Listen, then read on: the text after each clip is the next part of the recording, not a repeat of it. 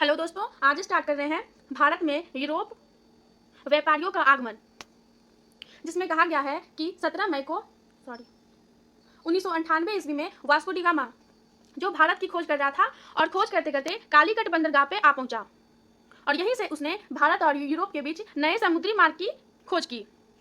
फिर 1505 ईस्वी में फ्रांसिस्को द अल्मेडा भारत में फर्स्ट पुर्तगाली वायसराय बनकर आया।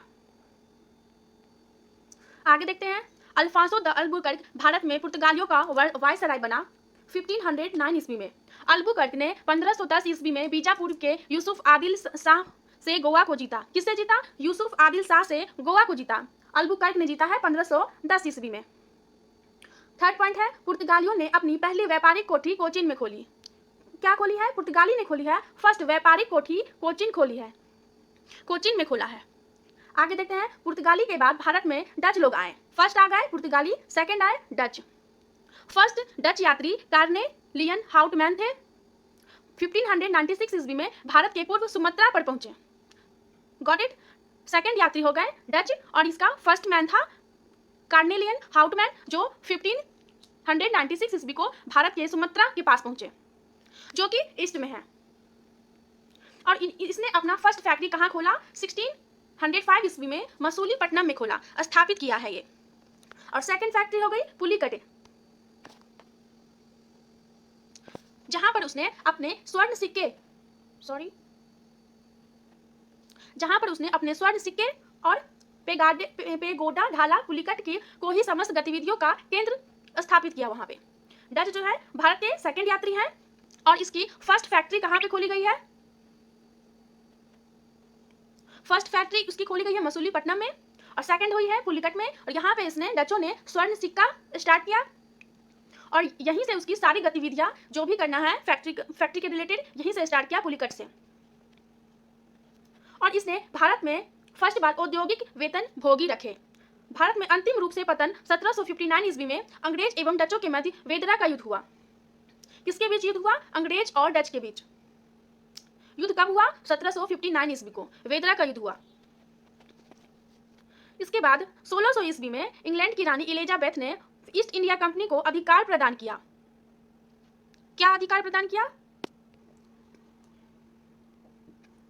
उसने कहा है कि ईस्ट इंडिया कंपनी में 217 पार्टनर्स थे और इसके फर्स्ट गवर्नर हो गए टॉमस स्मिथ। अब बात करते हैं, मुगल दरबार में जाने वाला प्रथम जो अंग्रेज व्यक्ति था वो था हॉकिंस, जो जेम्स प्रथम के राजदूत थे, जो 1609 ईस्वी में जहांगीर के दरबार में गया था।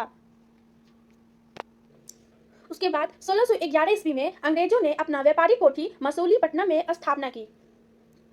आगे देखते हैं आगे क्या हुआ। अंग्रेजों को सूरत में थॉमस एडवर्ड के अधीन व्यापारिक कोठी फैक्ट्री खोलने की इजाजत दी। जहांगीर ने 1613 ईस्वी को एक फरमान जारी किया गया। उसमें ये जारी करके बोला गया अंग्रेज को कि वो फैक्ट्री खोल सकते हैं, व्यापारिक कोठी खोल सकते हैं मसूलीपट्टनम में, और वो किसके अधीन रहेंगे? तो थॉमस एडवर्ड के अधीन रहकर व्यापारिक कोठी खोल सकते हैं। इसकी इजाजत जहांगीर ने दे दी।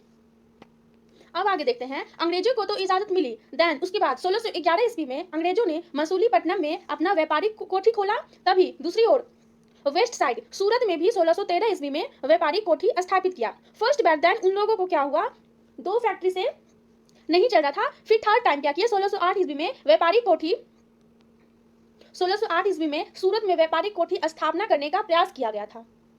अब आगे देखते हैं, 1615 ईस्वी में सम्राट जेम्स प्रथम सर टॉमस रो को अपना राजदूत बनाकर मुगल सम्राट जहांगीर के दरबार में भेजा। रो 1619 ईस्वी तक भारत में रहा। रो जहांगीर एवं खुर्रम शाहजहां, जिसे खुर्रम कहा जाता है, से अंग्रेजों के लिए कुछ व्यापारिक छूट प्रदान करने में सफल रहा। देन उसके बाद क्या हुआ, 1632 ईस्वी में एक सुनहला गोल्डन फरमान जारी किया गया, जिसके अनुसार गोलकुंडा के सुल्तान ने 500 पेगोडा वार्षिक टैक्स देकर गोलकुंडा राज्य के उसके साइड में जाकर व्यापार स्टार्ट करने के लिए अंग्रेजों को मंजूरी दे दी गई। जो सुल्तान जो थे गोलकुंडा के, वो गोल्डन फरमान जारी किए थे अंग्रेजों के लिए। तो तब से क्या हुआ, अंग्रेजों ने 500 पेगोडा वार्षिक टैक्स, ईयरली टैक्स गोलकुंडा के राज्य के बंदरगाह पर स्वतंत्रता से व्यापारी स्टार्ट करने के लिए देते रहे और स्टार्ट किया अपना व्यापार। देन उसके बाद क्या हुआ, 1639 ईस्वी में अंग्रेज व्यक्ति फ्रांसिस डे ने चंद्रगिरी के राजा से वहां के राजा से मद्रास पट्टे पर लिया एवं वहीं एक किलाबंदी कोठी का निर्माण किया। कोठी का नाम रखा था फोर्ट सेंट जॉर्ज। यहाँ पर अब अंग्रेजों का मुख्यालय बना, जो कि सेंट जॉर्ज कालांतर में कोरोमंडल तट पर अंग्रेजी मुख्यालय बना। देन उसके बाद क्या होता है, 1661 ईस्वी में पुर्तगाली राजकुमारी कैथरीन का विवाह होता है ब्रिटेन के राजकुमार चार्ल्स सेकंड से। और इस अवसर पर दहेज के रूप में पुर्तगालियों ने चार्ल्स सेकंड को, जिससे राजकुमारी का विवाह हुआ था, उसको बम्बे दहेज में दिया गया। और 1668 ईस्वी में चार्ल्स सेकंड ने बम्बे को पौंड था 10 पाउंड के वार्षिक किराए पर ईस्ट इंडिया को दे दिया। कैथरीन का विवाह होता है चार्ल्स सेकंड से दहेज के रूप में। चार्ल्स सेकंड को बम्बे दिया जाता है और चार्ल्स सेकंड क्या करते हैं, तो इसे 10 पाउंड वार्षिक किराए पर ईस्ट इंडिया को दे दिया। देन उसके बाद 1687 ईस्वी में होता है, अंग्रेजों ने पश्चिमी तट का मुख्यालय सूरत से हटाकर बम्बे को बनाया। इसके बाद क्या होता है, 1698 ईस्वी में ईस्ट इंडिया कंपनी ने सूतानुती, कालीकट, गोविंदपुर ये 3 गांव को 1200 रुपए भुगतान कर प्राप्त किया और यहाँ पर फोर्ट विलियम बनाया, उसका निर्माण किया। चार्ल्स आयर फोर्ट विलियम के प्रथम प्रेसिडेंट थे। कालांतर में यही कलकत्ता नगर कहलाया। अब बात करते हैं 3 गांव थे, सूतानुती, कालीकट, गोविंदपुर, जो ये तीनों गांव मिल करके एक बना गया कलकत्ता नगर, जिसकी नींव जॉर्ज चार्नोक ने रखी है, जो 3 गांव से बना एक महानगर कलकत्ता। अब हम लोग पढ़ेंगे फ्रांसीसी के बारे में। फर्स्ट हम लोग ने पढ़ा पुर्तगाली के बारे में, फिर अंग्रेज के बारे में, फिर आगे पढ़ा डच के बारे में। अब पढ़ रहे हैं फ्रांसीसी के बारे में। इसकी फर्स्ट फैक्ट्री व्यापारिक कोठी सूरत में हुई, 1968 ईस्वी में स्थापित की गई। 1674 ईस्वी में अब क्या किया इसने, 1674 ईस्वी में फ्रांसिस मार्टिन ने पांडुचेरी की स्थापना की। पहले तो हम लोगों ने पढ़ा भारत में फ्रांसीसी ने प्रथम कोठी फैक्रो कैरो के द्वारा सूरत में स्थापित की 1668 ईस्वी में, और सेकंड में पढ़ा 1674 ईस्वी में फ्रांसीसी मार्टिन ने पांडिचेरी की स्थापना की।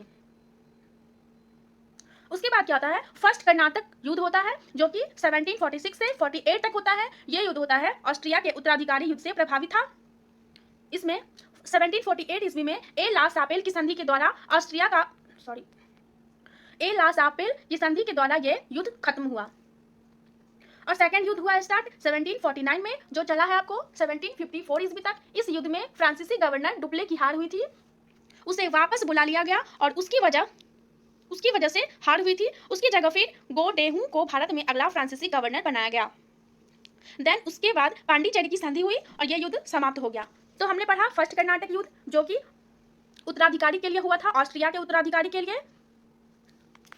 और सेकंड हुआ था 1749 से 1754 ईस्वी तक, जिसे पांडिचेरी की संधि से समाप्त किया गया।